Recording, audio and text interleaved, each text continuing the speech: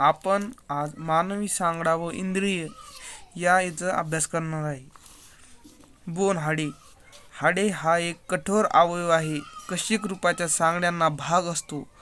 Bone शरीरातील विविध अवयव आणि ऊतींना संचारात्मक आधार संरक्षण प्रदान करते. म्हणजे हाड हा एक कठोर अवयव आहे. कशिक रूपाच्या सांगड्यांना भाग बनतो आणि अवयव ऊतींना संचारनात्मक संरक्षण प्रदान करते. आता हाडाचे प्रकार. याला कॉम्पॅक्ट हाड, याला कॉर्टिकल हाडे असेही म्हणून ओळखले जाते. ते हाडांच्या कठोर बाह्य बनते. कॉम्पॅक्ट हाड हे दाट आणि मजबूत असते, सपोर्ट आणि संरक्षण प्रदान करते. क्लमझी हाड, याला कॉर्नलेस किंवा टॅब्युलर हाडे असेही म्हणतात. ते कॉम्पॅक्ट हाडांपेक्षा कमी दाट आणि अधिक सच्छिद्र असते. स्पॉन्जी हाडे हाडांच्या आत आढळतात आणि सांगड्यांचे वजन कमी करताना संचारात्मक साधर सुद्धा प्रदान करतो. आता हाडाची कार्य. सपोर्ट. हाडे शरीरासाठी एक फ्रेमवर्क बनवतात. स्नायू, अवयव आणि ऊतींना आधार देतात. म्हणजे हाड हा शरीरासाठी फ्रेमवर्क बनवतात आणि स्नायू, अवयव आणि ऊतींना आधार देतात. संरक्षण. हाडे अंतर्गत अवयवांना दुखापत आणि नुकसानापासून संरक्षण करतात. उदाहरणार्थ कवटी, मेंदूचे रक्षण आणि बनगडी, पिंजरा, हृदय, फुफ्फुसांचे संरक्षण करणे.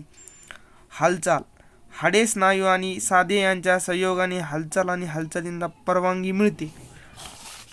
आता आपण काही नोट्स तयार केलेले आहेत.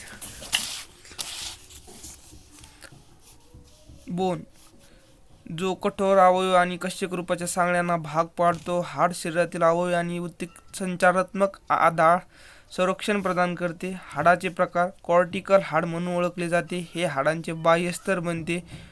कॉम्पॅक्ट हाडे आणि दाट मजबूत असतात. हे सपोर्ट आणि संरक्षण प्रदान करतात. स्पॉन्जी हाड, याला कॉर्नलेस किंवा टॅब्युलर हाड असेही म्हणतात. कॉम्पॅक्ट हाडांपेक्षा कमी दाट आणि सच्छिद्र असते. स्पॉन्जी हाड हाडांच्या आत आढळतात आणि सांगड्यांचे वजन कमी करतात. संचारात्मक आणि साधर प्रदान करतो. हाडांचे कार्य. असे